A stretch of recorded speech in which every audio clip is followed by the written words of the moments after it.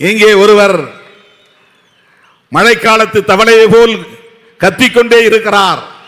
தாமரை மலரும் தாமரை மலரும் என்று, திமுக வீழும், திமுக கூட்டணி வீழும் என்று உளறிக்கொண்டே இருக்கிறார்.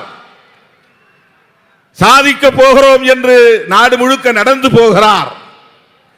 கோவையில் வெற்றி உறுதி உறுதி என்று திரும்ப திரும்ப பேசிக் கொண்டிருக்கிறார். நாங்கள் பார்த்துக் கொள்கிறோம், உங்களுக்கு வேண்டாம் அந்த ரிஸ்க். இதுதான் அண்ணன் தளபதி ஸ்டாலின், இதுதான் அவருடைய ஆளுமை, இதுதான் அவருடைய தலைமை பண்பு, இதுதான் அவர் தொடர் வெற்றி பெறுவதற்கான காரணம்.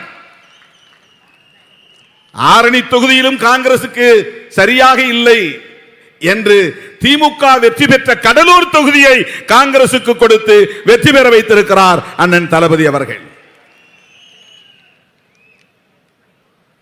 கூட்டணி கட்சிகளை எப்படி அரவணைப்பது, கூட்டணி கட்சிகள் போட்டியிடக்கூடிய தொகுதிகளில் எப்படி வெற்றி பெறுவது, அது கூட்டணி கட்சியின் பொறுப்பு என்று விலகி நிற்காமல் தம் கட்சி தொண்டர்களை, கட்சியின் தளபதிகளை, அமைச்சர் பெருமக்களை, இது திமுக தொகுதிதான், இவர் திமுக வேட்பாளர் தான் என்று எண்ணி பணியாற்ற வேண்டும் என்று மணிக்கு ஒரு முறை தொலைபேசியில் தொடர்பு கொண்டு அவர்களை வேலை வாங்குகிற ஆற்றல் வாய்ந்த ஒரு தலைமைதான் அண்ணன் தளபதியின் தலைமை.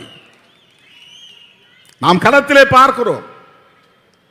சிதம்பரம் வந்தார், இந்த மேடையிலே சொன்னார், ஒரு சிறுத்தையை வெல்ல வைப்பதற்காக 2 சிங்கங்களை இங்கே நான் விட்டிருக்கிறேன், களமிறக்கி இருக்கிறேன் என்று அமைச்சர் MRK அவர்களையும் அமைச்சர் சிவசங்கர் அவர்களையும் மேடையில் வைத்துக் கொண்டு சொன்னார்.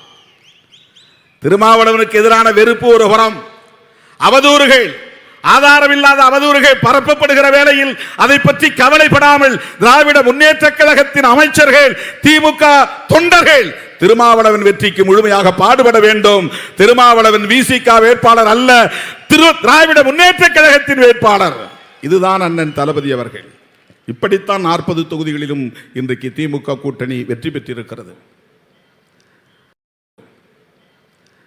தர்மபுரிக்கும் போக வேண்டும், சிதம்பரத்திலும் வேலை செய்ய வேண்டும், கடலூரிலும் அவர் பணியை பார்க்க வேண்டும். அண்ணன் MRK அவர்கள் 1 மணி நேரத்திற்கு ஒரு முறை தொலைபேசியிலே தொடர்பு கொண்டு இங்கும் செல் அங்கும் செல், என்ன நிலவரம்.